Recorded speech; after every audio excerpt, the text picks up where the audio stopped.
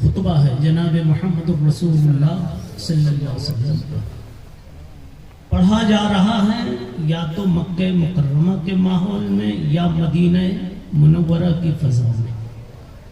ترجمہ آپ خوب جانتے ہیں، تشریح سے بھی واقف ہیں، کہیں کہیں کوئی بات کھولنے کی، لذت لینے کی غرض سے، ایمان کو تازہ کرنے کی غرض سے کچھ وضاحت کی، تشریح کی کوشش کی جائے گی۔ نحمده ونستعینه ونستغفره ونؤمن به ونتوکل علیہ ونعوذ باللہ من شرور انفسنا۔ خطبے کے جس جز پر غور کرو، مکمل ایک تقریر، ایک خانقاہی درس ہے۔ وَنَعُوذُ بِاللَّهِ مِن شُرُورِ أَنفُسِنَا وَمِن سَيِّئَاتِ أَعْمَالِنَا۔ آگے کا جملہ بہت ہی شاندار، آبدار ہے، تابدار ہے۔ کیا ہے؟ مَن يَهْدِهِ اللَّهُ فَلَا مُضِلَّ لَهُ۔ اس کا ایک ترجمہ تو مشہور ہے جو عربی اول کا بچہ بھی کر دے، اللہ جس کو ہدایت دے دے اسے کوئی بے لائن نہیں کر سکتا۔ لیکن اگر آپ نے بھی وہی کیا تو کیا کیا؟ پھر چشمہ اور صدری کا کیا معنی؟ صحیح ہے، اس لیے یہاں بلایا۔ من یہدہ اللہ، آپ ذرا سورہ والضحیٰ سے استیناس اور استدلال کر لینا۔ ووجدک ضالا فہدی، وہاں بھی ہدایت کا لفظ نبی پاک صلی اللہ علیہ وسلم کے لیے بولا گیا۔ اللہ تعالیٰ کہتے ہیں نبی پاک صلی اللہ علیہ وسلم کہتے ہیں من یہدہ اللہ فلا مضل لہ۔ کئی معنوں میں سے ایک معنی یہ ہے کہ گویا اپنی ذات کی طرف، اپنے منصب نبوت کی طرف اشارہ کرتے ہوئے فرما رہے ہیں من یہدہ اللہ فلا مضل لہ۔ اللہ نے جس کو تاج نبوت پہنا دیا، کون ہے جو اس کو اتار سکے؟ اللہ نے جس کو کرسی نبوت پر بٹھا دیا، کون ہے جو اس پر حملہ کر سکے؟ کون ہے جو آپ کو کھینچ سکے؟ یہ بڑی قوت اور استقامت اور جرأت کے ساتھ دونوں دور میں آپ دونوں زمانے کے مخالفین کو آپ گویا سمجھا رہے ہیں کہ تم جانتے نہیں ہو میرے اوپر جبریل کا پہرا ہے، خدا کی نصرت ہے، اذا جاء نصر اللہ، نصرت ہے، اس لیے فتح میری ہی ہونے والی ہے، رہوں تو نہ رہوں تو۔ ابھی آپ سمجھیے آگے پھر کیا ہوگا۔ نبی پاک صلی اللہ علیہ وسلم نے فرمایا میری شان سمجھ گئے، میں اس لیے نہیں آیا کہ کوئی گرا دے تو گر جاؤں، کوئی مٹا دے تو مٹ جاؤں۔ واللہ متم نورہ ولو کرہ الکافرون۔ میں ایک شان لے کر، ایک فیصلہ لے کر آیا، بلکہ بھیجا گیا کیا کہ یہ چراغ یوں ہی جلتا رہے گا۔ چراغ راہ کی عزت بر فروزت، جس چراغ کو اوپر والا جلائے اسے کوئی پھونک مارنے آئے تو جل جائے، چمڑیاں جل جائیں، داڑھیاں جل جائیں، خاکستر ہو جائے۔ چراغ راہ کی عزت بر فروزت، ہراکستف زند ریسش بسوزت۔ ابو جہل کے پاس بھی داڑھی تھی، اسی کو سامنے رکھ کر کے کہا شاعر نے۔ اب سمجھ گئے آپ؟ خطبے ہی کا حصہ پڑھ رہا ہوں، درود پڑھ لیجئے اس نبی پاک صلی اللہ علیہ وسلم پر جن کی برکتوں سے یہ محفل سجی صلی اللہ علیہ وسلم۔ اتنا تو کہہ دیجئے۔ آئیے آپ نے کیا فرمایا؟ من یہدہ اللہ فلا مضل لہ۔ اللہ جس کو ایک مرتبہ نبوت دے چکا، اب اس کی چادر نبوت کوئی چھین اور کوئی پھاڑ نہیں سکتا۔ انڈا ٹکرا کر کھمبے سے کبھی کامیاب تھوڑا سا بول سکتے ہیں میرے بھائیو، درس میں کبھی بولتے ہیں جی یہ نکاح تھوڑا نہیں کہ چپ چاپ بیٹھے ہیں کہ کہیں ایک لفظ زیادہ ہو جائے تو ادھر کی ادھر چلی جائے، ڈرتے ہیں نا وہاں، اسی لیے تو بلایا ہے میں نے۔ انہوں نے کہا یہ کافی نہیں تھا مجمع، آپ کو کو تو اس وقت فرشتے اوپر سے دیکھ رہے ہیں, اوپر سے فرشتے دیکھ کیا ہے, فرشتوں کے ماحول کی ایک اور قوم دیکھ رہی ہے, سمجھو وہ ہو رہے ہیں. جی سنیے میں کیا کہہ رہا ہوں. یہ اصل میں جو کچھ کہہ رہا ہوں یہ پورے مجمع کے تناظر میں کہہ رہا ہوں, یہاں سے وہاں تک کے تناظر میں وقت کم ہے اور بہت کم ہے, اس لیے میں بغیر عنوان لگائے خطبے ہی سے ایک بات یہ پیش کر رہا ہوں. میرے مصطفیٰ کہہ گئے صلی اللہ علیہ وسلم کہ اللہ نے بٹھا دیا ہے کرسی نبوت پر, تو پوری دنیا کی طاقت مل کر کے مجھ کو اتار نہیں سکتی اور مجھے ناکام نہیں کر سکتی. میں رہوں نہ رہوں میرا مشن چلتا رہے گا. چاہا خدا نے تو یہی تو ہوا تھا جب آپ کو خیال ہوا اتنے خطرے پتہ نہیں ہوگا کیا, اتنے خطرے آگے ہوگا کیا, میں نتیجہ کمال تک پہنچوں گا کہ نہیں. تو اوپر سے آواز آئی, اوپر سے آواز آئی, آواز قرآن میں ہے لیکن شاید کی زبان میں کہہ رہا ہوں. اوپر سے آواز آئی, چاہا خدا نے تو تیری محفل کا یہ چراغ جلتا رہے گا یوں ہی بجھایا نہ جائے گا. یہ سب مجمع کی رعایت سے تھوڑی تعبیر بدل رہا ہوں مولانا, ورنہ آپ کی صدری کے لیے تو یہ تھا واللہ متم نورہ, ہے نا. جی آئیے نبی پاک صلی اللہ علیہ وسلم کی سیرت مبارکہ حیات طیبہ مکیہ و مدنیہ کلہا کے مضامین سے مقتبس کر کے یہ بات کہی جاتی ہے کہ آپ کے جب انتقال کا وقت قریب آیا تو آپ کو بھی فکر ہوئی میرے بعد کیا ہوگا. آپ کی بھی فکر کیجئے میرے بعد میرے بیٹے کا کیا ہوگا, گھر میں مصلی بھی ہوگا کہ نہیں ہوگا. جی میرے نبی کو فکر ہوئی میرے بعد میرے چمن کا کیا ہوگا.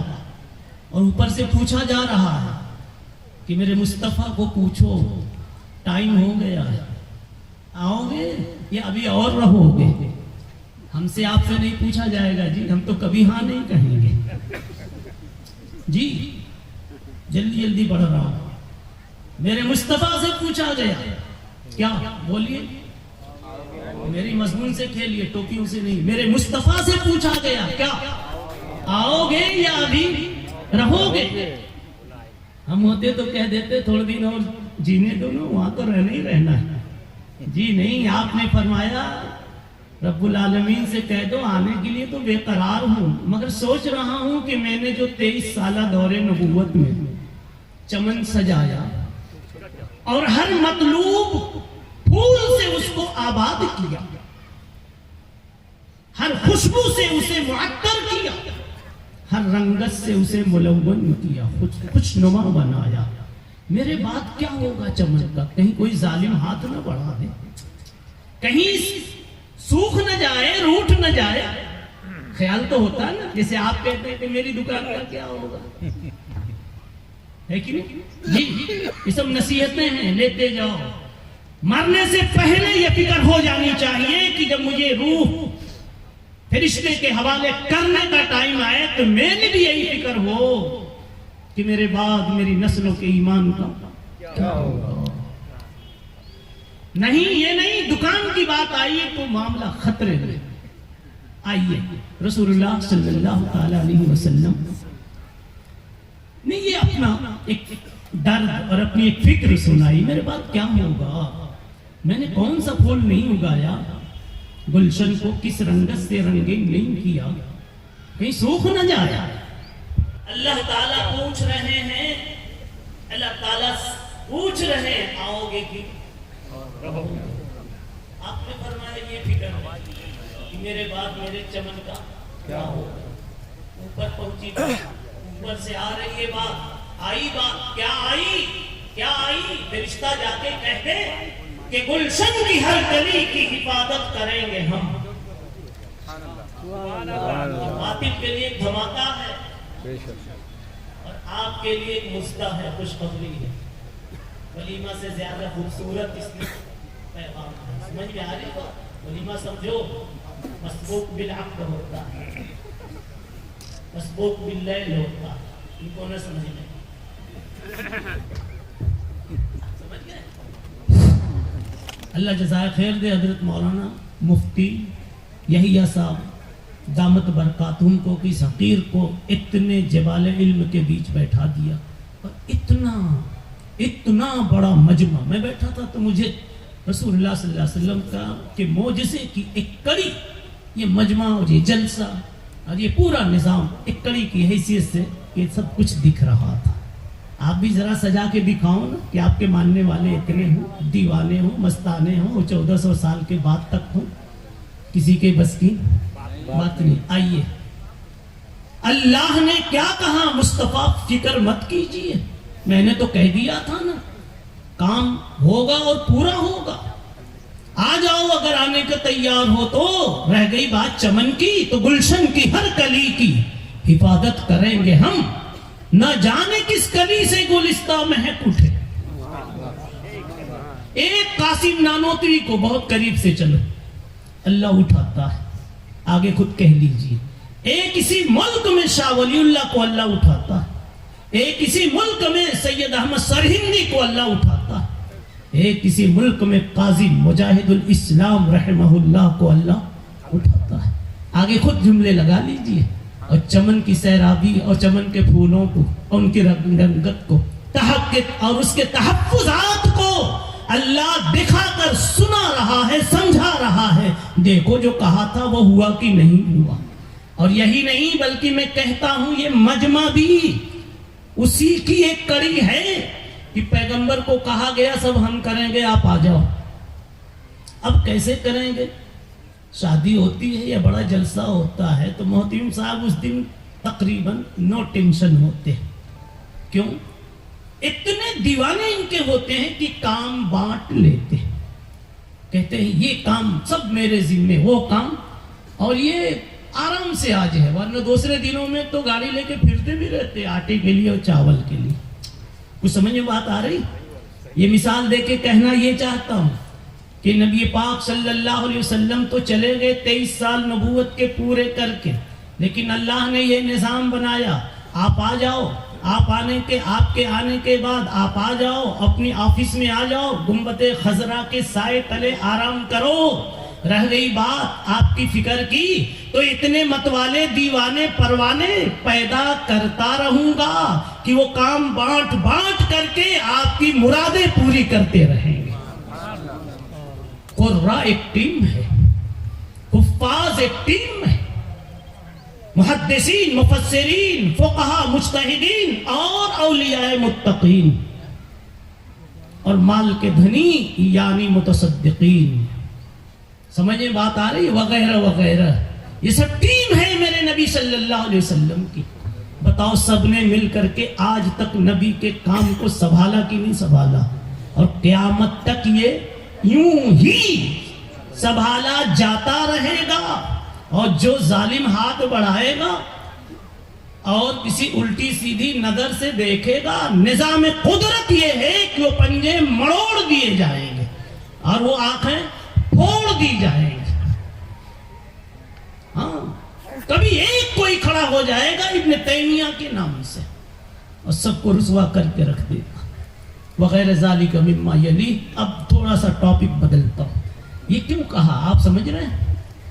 یہ جو ان کو آگے بلایا یہ ان کا حق تھا کہ اتنا کہا جائے. اللہ نے جو کہا تھا کہ گلشن کی ہر کلی کی حفاظت کریں گے ہم، کیا اللہ اتر کر آئیں گے؟ نہیں، اپنوں کو بھیجیں گے. تو آج جو یہ چنیں گے اور ان علماء کا اعتماد ان کو حاصل ہو رہا ہے، یہ اس بات کی دلیل ہے کہ یہ اللہ کے اپنے ہیں. اللہ نے اپنے کام کے لیے ان کو چنا ہے. میں تو کہتا ہوں مدارس کے ان طلبہ کو، خاص طور پر قرآن کے اور معصوم چھوٹے چھوٹے بچوں کے طلبہ کو اپنی دعاؤں کی قبولیت کے لیے ایک میدان بناؤ. کبھی آ کر کے بیٹھ جاؤ، یہ گھومتے دیکھو اب کوئی دعا قبول نہیں ہو رہی ہے تو کہو اے اللہ اس گناہگار کو، یہ گناہگار تو اس قابل نہیں ہے، لیکن یہ معصوموں کے بیچ میں ہوں، معصوموں کے بیچ میں ہوں جو جگتے ہیں تو پہلی چیز ہاتھ میں ہوتی، سوتے ہیں تو آخری چیز بھی ان کے ہاتھ سے الماری پر رکھی جاتی ہے. کسان تو پہلے اپنی چیز اٹھاتا ہے. ताजिर तो अपनी चाबी उठाता है, ऑफिसर अपना दफ्तर उठाता है, ये उठते हैं तो सबसे पहले कलामुल्ला अपने हाथ में लेते हैं। ऐ अल्लाह, इनके बीच में हूं, ऐसी हवा चला दे इनकी बरकत से कि इनको तो लगे मुझे भी लग जावे। बात समझ में आई? तो कई दुआएं आपकी कबूल हो जाएगी। चलिए, ये इनको मुबारकबादी देनी थी, और ये मदरसे वालों, मदरसे में जो काम करते हैं उनके लिए ये बातें थी। अब आगे कहता हूं कि आज का ये दिन तकमीले बुखारी शरीफ का दिन है। हजरत मौलाना मुफ्ती यहिया साहब ने कहा बुखारी शरीफ के मुताल्लिक कुछ बातें आप तलबा को बता दें, किताब और साहिब किताब के बारे में। अर्ज ये करना है कि ये दोनों उन्वान इतने खूबसूरत हैं और इतने तवील ज़ैल हैं, समझा, कि लंबा दस्तरखान हो तो सोचने में देर लग जाती है, पहले उठाऊं तो क्या हो, तो समझ में आई ना जी। तो ये जो मजलिस और आखिरी मजलिस होती है या किताब होती है, इसका बिल्कुल यही हाल है। एक साहिब, एक मुसन्निफ सीरत की किताब लिखने बैठा, कहने लगा जब कलम लेके कागज से टच किया तो सोचने में पड़ गया कि पहले बात शुरू कहां से करूं, पहले लिखूं किसको। सर के बाल, जुल्फे मुबारक की आवाज आ रही है कि मुझे पहले लिखो। पांव के तलवे की रंगत बोल रही है कि मुझे पहले छेड़ो। ज़िफर ताब कदम हर कुजा की मी निगरम, ज़िफर मांग को कहते हैं, ज़िफर ताब कदम हर कुजा की मी निगरम, करिश्मा दामने दिल मी कसद की जाई इजाज़त। नबी का चेहरा पुरनूर कहता है पहले मेरी दास्तान छेड़ो ना। होठ मुबारक कहते हैं पहले मेरी मुस्कुराहट का तस्करा करो ना। समझ में बात आ रही? यहां भी कुछ ऐसे ही दसियों अनावीन, छेड़ो तो क्या छेड़ो। मैंने एक बात तो कह दी पूरी मजलिस को देख करके कि इस तरह का मजमा हिंदुस्तान में नहीं पूरी दुनिया में जो जमा हो रहा है दर हकीकत मोहम्मद रसूलुल्लाह सल्लल्लाहु अलैहि वसल्लम का मोजज़ा है ये जी। इतनी रुकावटें, अदावतें, जालिमाना इक़दामात, जालिमाना शक्लें और सूरतें होने के बावजूद इस्लाम अपनी पूरी ताबानियों के साथ, चमक दमक के साथ है और रहेगा इंशाअल्लाह। ये मोजज़ा नहीं है तो फिर और क्या है मेरे भाइयों। और अल्लाह ने इनको चुना, इन दुल्हों को चुना। क्यों इनको दुल्हा के? इसमें है दौरे वाले हैं ना, नहीं है, और हिफ्ज़ वाले। तो दुल्हा कहने की 2-3 वजह हैं जी, मजाजी भी है और हकीकी भी है। मैं अक्सर तकरीरों में कहता हूँ, ऐ बच्चियों के बाप, तुमको भी दामाद की जरूरत है ना। जल्दी से कह देता हूँ 1.5 मिनट में, बाजारों में तो बाद में ढूंढना, हो गई बात। बाजारों में तो बाद में ढूंढना, दामाद यहां तलाश करो। इन हुफ्फाज के, उलमा के सीनों को अल्लाह ने वो भाव दिया, वो कीमत दी कि अपनी किताब और अपने हबीब मोहम्मद रसूलुल्लाह सल्लल्लाहु अलैहि वसल्लम की किताब यानी हदीसें, उनको हवाले करना हुआ तो इनको बुलाया, इनका इंतखाब किया। तो आप अपनी बेटी किसी के हवाला करना चाहते हैं, वो कुरान से ज्यादा कीमती तो नहीं है ना, इन्हीं के हवाले कर दो ना, इन्हीं के हवाले कर दो। एक जगह बयान किया तो 1-2 महीने में सारे फारिग होने वालों का काम हो गया राजस्थान में, सही बता रहा। और मैं जरा सा ये अंदाज तो यूं है मगर हकीकत है। एक हदीस का मैं एक मजमून ये पेश कर रहा हूं जो सबको याद है। निकाह करो तो माल ना देखो, जमाल ना देखो, खानदानी कमाल ना देखो, देखो तो तकवा देखो, हिदायत देखो, दीन देखो, मसल्ला देखो। इनसे ज्यादा मसल्ला किनके पास होगा जी? सही है कि नहीं? चलिए, ये एक बात हो गई, आपका काम हो गया भाई, हो गया इंशाअल्लाह। हाँ, इनमें से कोई ना तैयार हो फिर जाओ ना कहीं। हम बड़े दो रंगे हैं जी, बेटी के लिए जान दे देते और 10 लाख खर्च कर देते जहेज के नाम पर, اور لڑکا ڈھونڈ کے لائے تو آوارہ ہے، کہیں اور بھی چل رہا ہے، سمجھ رہے ہیں؟ لڑکا بھی بڑا ہمارا کام کا ہے، اس کے لیے بھی جان دے دیتے ہیں، انجینئر ہے، ماسٹر ہے، میری دکان سنبھالے گا، لیکن جب بہو لائے تو وہ جس نے آ کر کے اس کا دیوالیہ کر دیا۔ کیا آپ کی سوچ دو رنگی ہے جی؟ جب آپ بچے کی بھلائی چاہتے ہیں تو سب سے بڑی بھلائی یہ تھی، سب سے بڑی بھلائی یہ تھی کہ شریک حیات اچھی سے اچھی لاتے۔ آپ تو وہاں سے اٹھا کے لاتے ہیں جن کے سر کے دوپٹوں کا ٹھکانہ نہیں ہوتا۔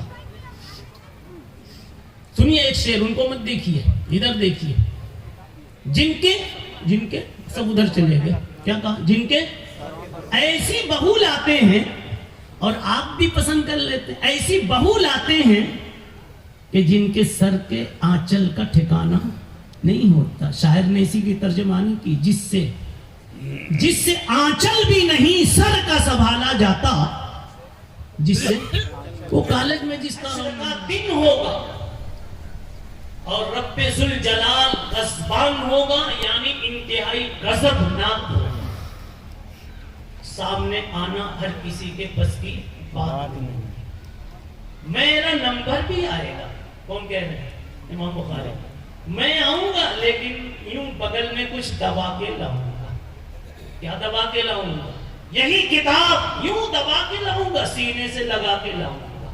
جب دیکھوں گا کہ اللہ کا موڈ ذرا سا میرے خلاف چل رہا ہے، میرے فیور میں نہیں ہے، غصے میں ہے، تو میں اس وقت اپنی یہ کتاب کھول کے سامنے رکھ دوں گا اور دکھا دوں گا، اسی ٹائم اللہ کا غضب محبت اور رحمت میں تبدیل ہو جائے۔ کتاب کی عظمت سمجھ میں آئی آپ کو؟ بھائی سمجھ میں آئی لوگوں؟ جی آپ تو سوچ رہے ہیں ماشاءاللہ کہ کاش میں بھی پڑھنے کی عمر میں ہوتا تو مفتی عبدالغنی صاحب سے داخلہ لے لیتا۔ ارے عمر تو ابھی بھی ہے کہ نہیں؟ اطلب العلم من المہد الى اللہد، مگر غلطی مت کرنا، یہ حدیث نہیں ہے۔ حدیث کے ناموں سے کتابوں میں، حدیث کے نام سے کتاب میں یہ چیز چھپی ہے، یہ حدیث بولو نہیں ہے جی۔ خیر کیا کہہ رہا تھا؟